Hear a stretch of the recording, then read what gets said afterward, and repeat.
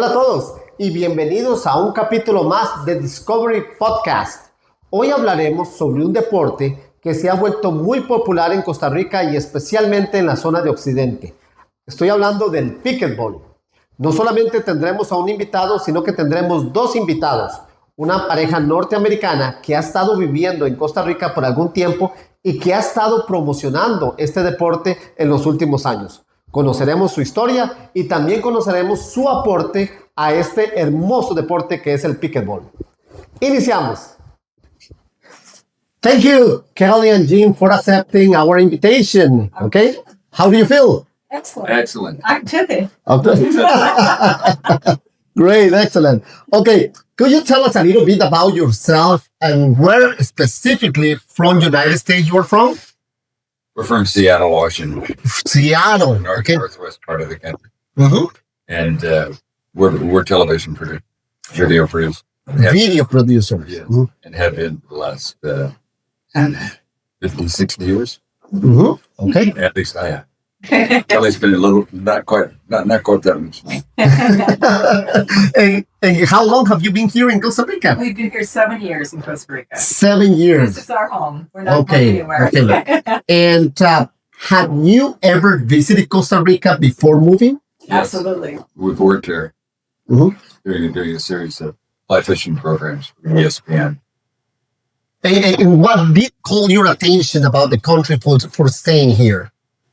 We had traveled all over the world working for news and documentaries mostly, and we had fallen in love with Costa Rica decades ago when we were doing the fly fishing series because we had a chance to travel all through Costa Rica. Mm-hmm. And we enjoyed the culture, we loved the climate, we loved the environment, we loved the natural aspects of the country, and we had a lot of friends here.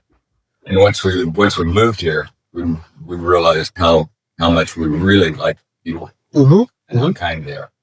Okay. And what were your first impressions of the country? When 30 years ago? 30 years ago, Yeah. Okay. beautiful. Beautiful. 30 years ago, we were staying in fishing camps because we were doing our fly fishing program. And so it was primitive, it was beautiful, pristine. Capos is nothing like what we remembered. How has Costa Rica changed in 30 years? It's not a dirt road going up to Carretera Uno. The road system has improved. Mm-hmm. Mm-hmm. There's a lot more air travel. There's a lot more, there are a lot more resorts, a lot more infrastructure, a lot of tourism infrastructure. Mm-hmm. There just wasn't a lot of that when we were born. No, I'm surprised how much the tourism is Okay. Okay. in the large resort. Mm-hmm. And did you plan to stay long term when you came here, or did that evolve over time? When we were here 30 years ago, we were just kind of coming and going, doing our shows. And then about 7, 8 years ago, Jim had a double knee replacement, and we decided we're sitting around a doctor's office saying, Mhm. how much longer do we want to be doing this news and documentaries, carrying big, heavy cameras and a lot of gear, and travel is interesting with 35 cases. And I said, so how much longer? Yeah. So I asked him, so how much longer do you want to be doing this kind of business? I said, 5, 10 years. And I said, so you want to be doing this when you're 80? That was last year. No. So that's prompted us to have serious, discussions about, well, where do we want to, how do we want to do this next chapter in our life? Okay. And one was figuring out, well, maybe it's time for a move. Mhm. Maybe it's time for a move. There's, our parents are both gone. Our immediate families have already had their own families, and so this would be a great time for us. You have children? Jim has Yeah, kids. it's 3. Okay. Are they in Seattle? No, they're in Missouri and Arizona. Missouri and Arizona. Okay. Do you see them very often? Do they come here? No. I've never been there. No, they never been here. No. They have no interest in coming. Okay. They've kind of moved on with their lives. Okay. So we make Okay. one family. How different is the life in Seattle than in Costa Rica? Well, in Seattle, we live by the phone and we're traveling all. 24/7 on call. So we had no life of our own. And so we didn't socialize very much at all. Mhm. We were, you know, We were always sort of gone. work. You didn't have time to build a friendship because you were always on the road. Mhm. And if you told them what you'd been doing, they wouldn't have believed you anyway. Mhm.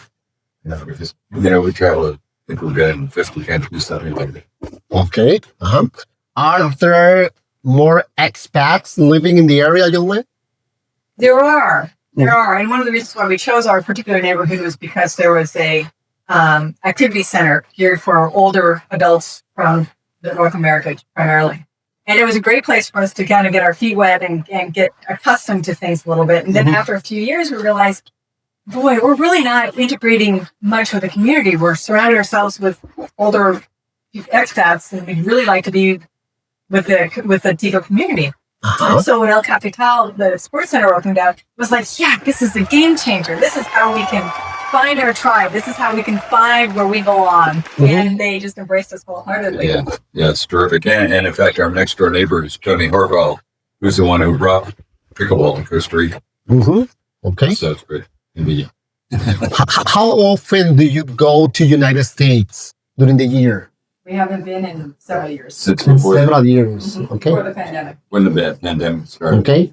And how is your Spanish doing? Because you have been here for a while, 7 years. So have you learned some Spanish? Oh, it's mejor cada día. Okay. Uh-huh. What is the most difficult thing about Spanish?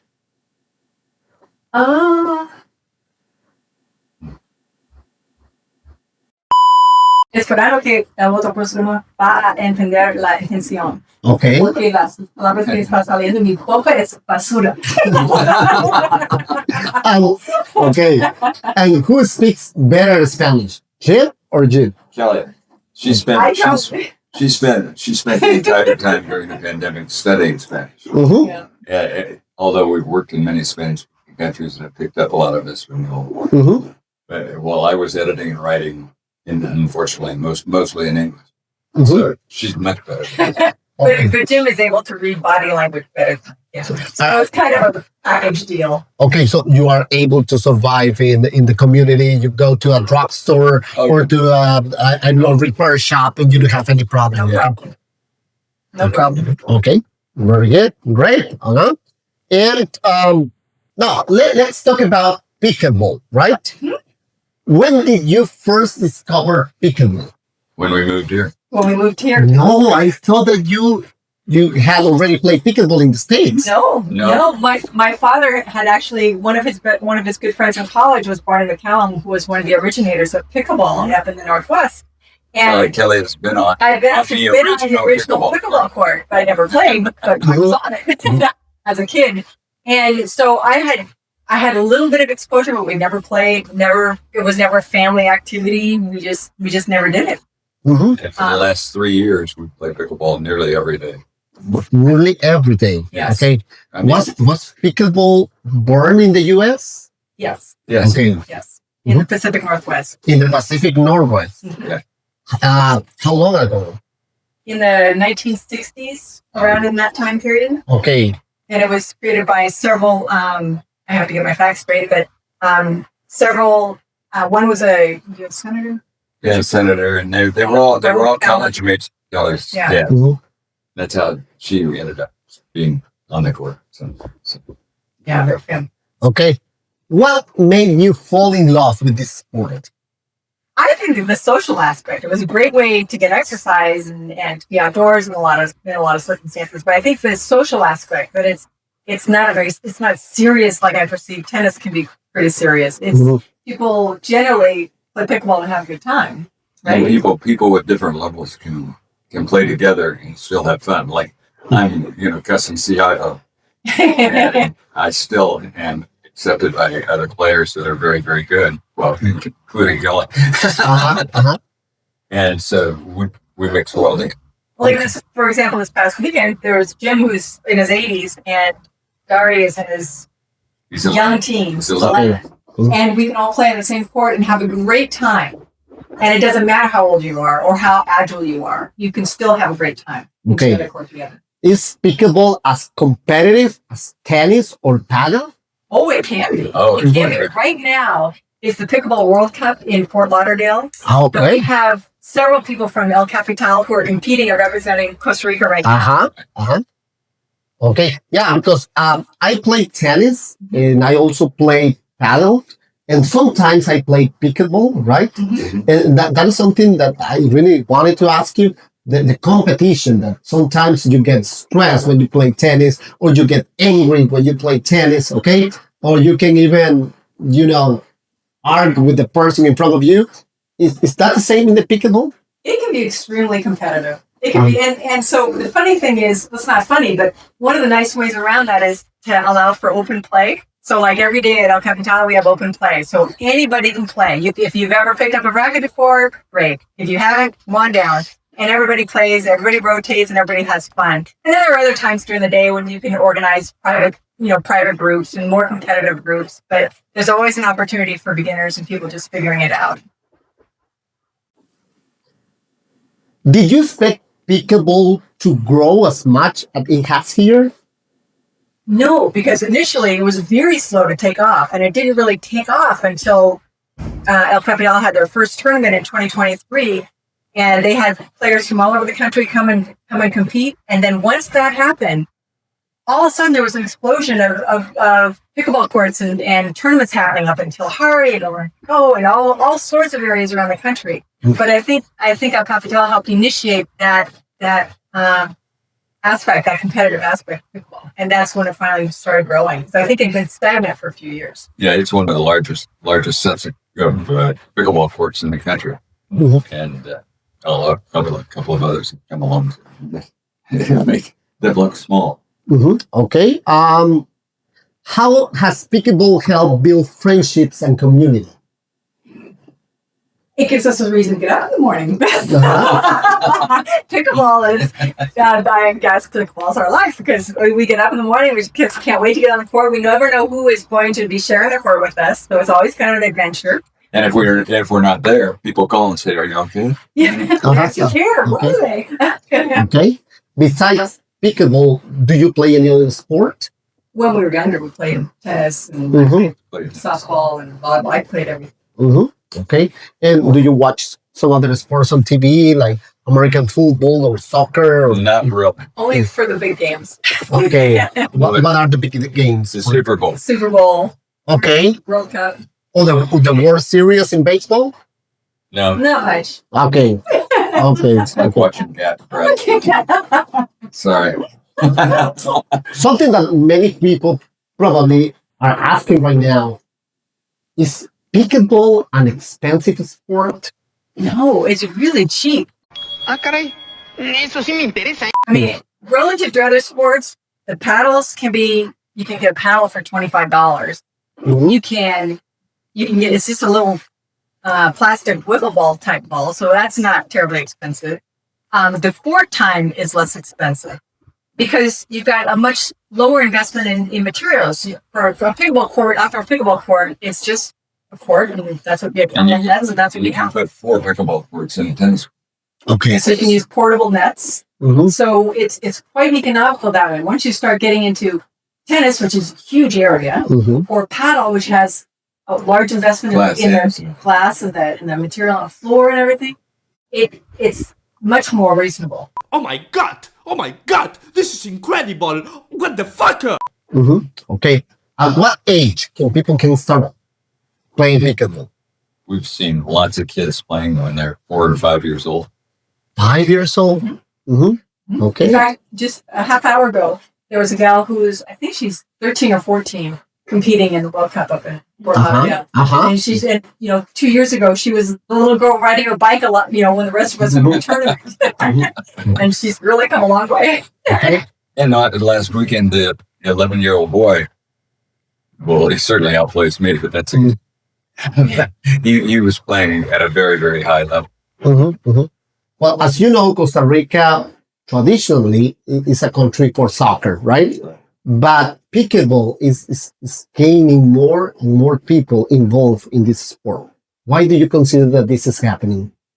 I think it's because the pickleball community is more open and accepting and encouraging younger people to play. In the last tournament I played in, two of my opponents were 12 and 14 years old. And they won. And they won. My at one an point, intermediate level. Okay. So there's a lot of talent out there that's just Okay. waiting to get tapped. and it's a very social game. Okay. Okay. And you have the chance to meet different people from different countries and different cultures, right? Right. Yes. But in paddle, you very seldom hear any laughing and cheering. Cheering. And very little trash talk. Tennis also made us say maybe even less. Mhm. In pickleball, there's trash talk, there's laughing, there's a lot of conversation. Uh-huh. Lot of Okay. cheering. Okay. Good. And what has been your favorite moment or success story so far In pickleball? in pickleball? Yeah.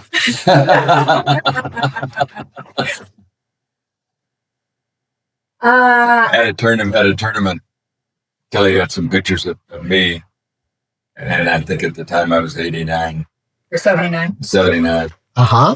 playing with a 9-year-old, Mm-hmm. and we were playing very well together. And so that probably means more to me than just about anything. Okay. And I think for me, it was when a friend of ours asked me to be his partner in a recent tournament. And I wasn't sure. I was physically, after a knee replacement and Mhm. issues, I just wasn't confident that I could do that. And we did really well. Okay. Okay. So that was really sweet that he asked me. But by the way, do you play just pickleball in this area of San Ramon, or you participate in tournaments around the country? We've participated in tournaments around the country, but primarily in San Ramon now. Okay. Excellent. Let's talk a little bit about your life in Costa Rica. What do you love the most about living here? Go ahead. You first. Oh, thank you so much. I think it's the friendship of all the people that we've met, Uh-huh. spent some time with, and gotten to understand how they think and how kind Mhm. the people, at least around San Ramon. When you decided to move here, do you have like a cultural impact or cultural shock? Okay. Pardon me? Cultural shock? No, Yeah. because we've spent our lives traveling. Yeah. So Mhm. this is pretty All easy over the world. for us. Mm-hmm. So this is kind of just a routine. So it means that you got used to the culture, to the food. Okay. No problem, because we eat a lot of rice here, right? And that's something that you don't do. Rice and beans. That's right. Was that difficult to get used to? No. Okay. Okay. What is something about Costa Rica that you dislike or that you think could be better? The lack of progressive, proactive work on the roads, Ya nos exhibiste. and also the enforcement of traffic laws. Not, I don't believe it's sufficient, and a lot of people probably disagree with me on. Okay.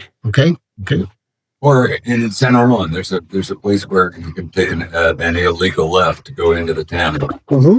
Now, people do it all the time. The fine's like $600 when they get caught. Why can't the mob build some sort of a circle, some other way to get into San Ramon rather than one entrance from the west? Yeah, especially in rush hour, right? Oh, That's terrible. And it's everywhere, right? Yes. Not only in San Ramon, but it's everywhere. well, there's just been an explosion of cars since the pandemic. Okay. And what is something that you miss about the U.S.? Nothing. No. I mean, sure, it'd be nice to be able to go, Mhm. go to a family wedding or something, but it's just not. This is our home. This is where we're going. Okay. And if you had the chance to bring one thing from the U.S. to Costa Rica, what would you bring? There's nothing that we want that we can't get here. Maybe the roads. The roads.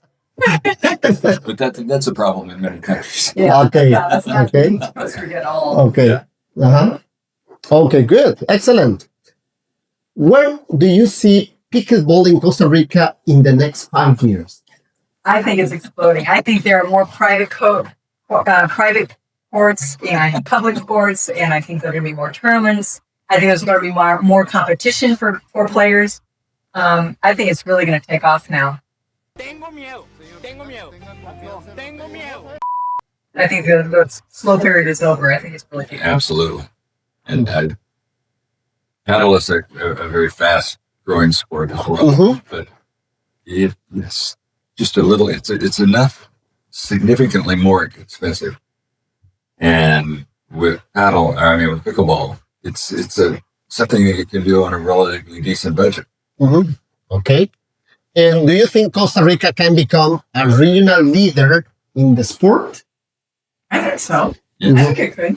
Especially with the amount of resorts and everything that are investing in pickleball. I think it definitely could be. Have you had a chance to see pickleball in other countries in Central America, such as Nicaragua, Guatemala, and Salvador? Only on television. Okay. Okay.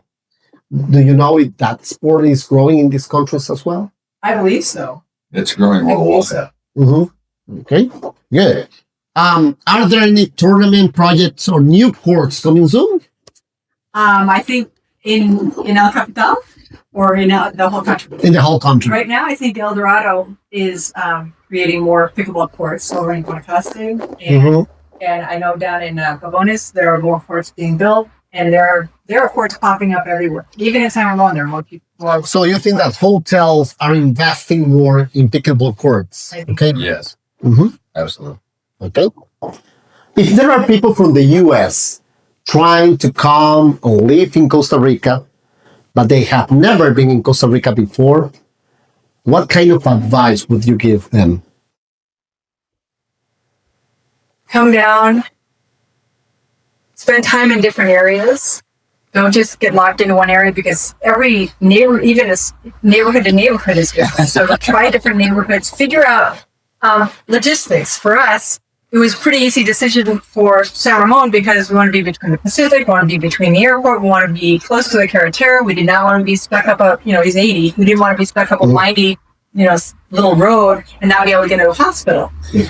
So think about what your priorities are and take the time to spend time in places that are not necessarily tourist areas. Figure out what you need. Do you like the beach? It's a nice place to visit, but could you live there? Could you handle the heat? Could you handle the humidity? Can you handle the electricity bills for the air conditioning? You just need to ask yourself some questions. What's important and what your priority is. For us, we love the feria on the weekends. I mean, that is just that. I've never been around so much great food, great access to good, healthy food. And great people. Okay. Okay. Come here with an open mind. And learn the language. And get rid of any of these preconceived notions that you're comparing to, say, Hawaii or some other, like Dominican Republic. This is different. It's a very unique place. A very unique life. Oh my God! Wow! Why do you think that some expats, they decided to live in Costa Rica, but they go back to the state? Because they don't integrate into the community. Do you think that that's the reason?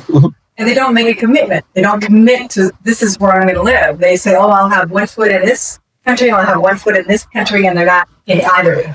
And they think of it as a way. Okay.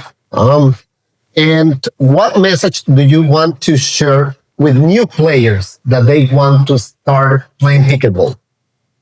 It's never too late to hit a little yellow ball across that net and make all new friends. You can show up anywhere with a paddle and a ball, and everybody's going to welcome you. Okay, good. Great, excellent.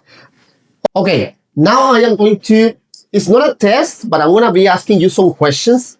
And according to this question, you have to choose who is the best according to the question I ask you, right? Question number 1. Who plays pickleball better, Callie or Jim? Got it. Okay, why do you think that she's a better player? She can see. Small detail. I'm not kidding. I am nearly blind. Okay. So, But he has a mean serve on the pickleball court. when I had my eyesight, we were playing pretty Okay. And do you, Sometimes you want to too much. okay. Do you like to play together? Okay. Yes. Okay, good. So that is very good for your relationship as well, right? Absolutely. We're in the corner today together. She's taking care of me. If somebody starts targeting me Okay. I can get back. because I can't see, she takes care of it. I mean, she gets mad. She can hit you with a racket and say, oops, I'm sorry, right? Exactly. No, I don't hit him. I hit the other person. Okay, good. Who organizes the pickleball games more often? Kelly or Jim? I'm kind of the default court organizer for Okay. the play. So I facilitate to make sure everybody gets to play with everybody and it's all even. And, if I see something that's not going to, a game that's not going to pan out very well, I'll switch people out. Okay. So you prefer to take the videos and produce the videos, okay, in the pickleball court? I enjoy that. Although it's getting more and more difficult to see through the camera. Okay. Who gets more competitive on the court? Kelly or Jim? I think we're equally competitive. So you hate losing. Pardon me? I don't mind losing, Okay. especially if the other team's better. Okay. And I'm playing well. I'll lose every day if that's what it takes. If I'm playing a good opponent and they outplay me, great. Okay. Losing's part of the game. Yeah. Losing is part of the game. That's right. And that is something that, especially for the new generations, that is something that they need to learn, right? Okay. Yeah. You don't always win, right? You lose. And losing is not bad, okay? It's part, not only part of the game, it's part of the life, right? Exactly. Yes. You cannot be successful all the time, right? Sometimes you need to fail, but fail is part of being successful, right? But we try to do so as seldom as possible. I don't pretend always. Okay. It happens sometimes. Yeah, I totally agree. Okay. Who makes new friends faster in Costa Rica? Callie or Jill? Jim. Everybody loves Jim. Everybody loves Jim. Why do you think that everybody loves Jim? Because he's such a nice guy. But you're very friendly too. I am, but I have a stronger person. I think I have a stronger personality. And sometimes people like him, sometimes they don't. Jim, everybody loves him. Very good. It's good that everybody loves you, right? Okay. Who adapted better to the Costa Rican lifestyle, the Pura Vida lifestyle? Jim or Callie? It's very equal. I think we were right on equal. Okay. I think we, in our previous life, one of us or the other would have gotten upset or frustrated at something. And down here, we've just kind of taken the Pura Vida pill and just mellow out a little bit. And after having worked together for 40 years, things just kind of flowed. Especially when we're out of the work environment. Exactly. The team's there. Okay. Our work environment is extremely competitive. And we always won. Okay. Who speaks better Spanish? Dale. Callie. Okay. Okay. ¿Cómo aprendió usted español? Por toda mi vida, en la escuela, cuando soy un niño, y Trabajando en muchos países. sí, y con cursos en línea, con tutors, Okay. y es un proceso. En mi opinión, pensaba que aprendiendo español es para aprender poco a poco y subir en la idioma. No es la verdad. Para mí es all over. There's no. Para mí, there's no logical progression to my improvement. It's, Okay. 2 steps forward, 1 step back. Over there, it's just not a cohesive. So some people get frustrated when they try to learn a second or third language, right? In your case, what do you recommend, okay? Or what advice would you give to people who are trying to learn English, for example?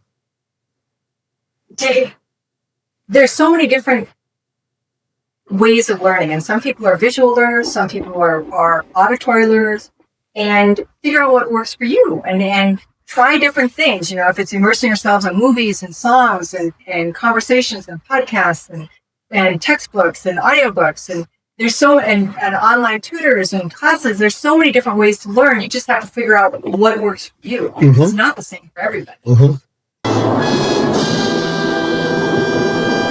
And I think learning should be also something that you have to enjoy. Mhm. If you enjoy learning, okay, it's going to be easier, right? I studied Vietnamese for 3 years Mm-hmm. because I was working there a lot. Uh-huh. And then Mandarin for another 3 years because I was working there a lot. Mhm. Now I don't remember anything Mm-hmm. except for what my poor Spanish. You Okay. better lose it. Yeah, exactly. Okay. Who eats more gallo pinto, Jim or Calvin? Igual. See you all. Okay. Okay. How often do you eat gallo pinto? Maybe once a month. Once a month. Okay. How is a traditional breakfast at home, for example? Frutas, Frutas, Oh, really? mango, piñas, yogurt. Mm-hmm.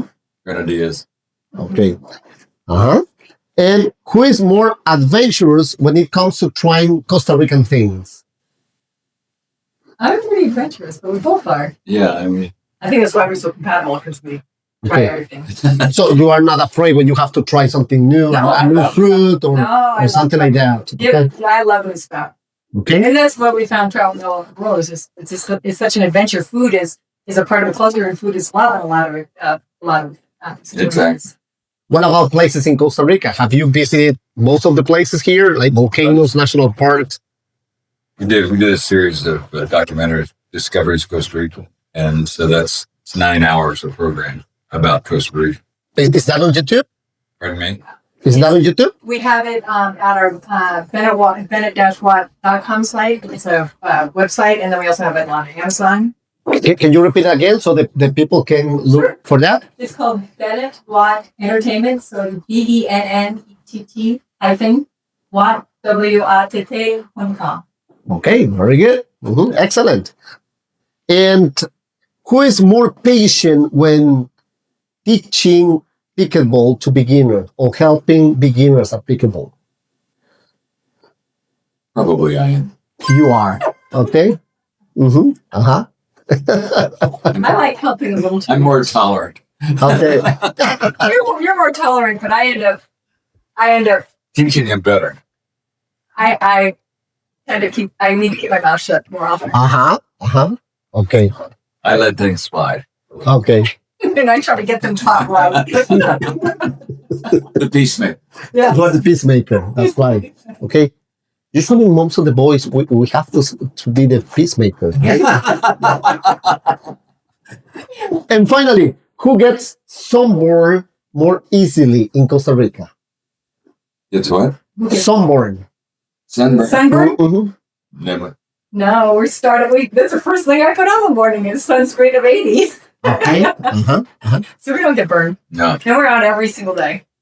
Do you miss the 4 seasons in the States? Because here we have just 2 seasons, right? The rainy and the dry season. No, I love the rainy season. Yeah. In Seattle, so we're used to the rain. Okay. The rainy Uh-huh. season's my favorite time here. We love the lightning and the thunder. Yeah, it's great. Okay. Great. Does it rain a lot in San Ramon? It's In LA all day. Mm-hmm. Okay. Well, excellent. Well, thank you very much. Okay. Thank you very much for sharing your story with us. Okay. We're having it. And remember, if you want to practice pickleball, if you want to start playing this beautiful sport, contact Kelly and Jim. And remember, go with Jim because everybody loves Jim, right? Everybody loves Jim. Okay, so Jim will help you a lot. Okay. Okay. It was really a pleasure to have you in our podcast. Okay, and I wish you could come here more often, right? And share more stories with us. Thank you. Thank you very much. And thank you. And I see you in the next episode of Discovery Podcast. Thank you very much.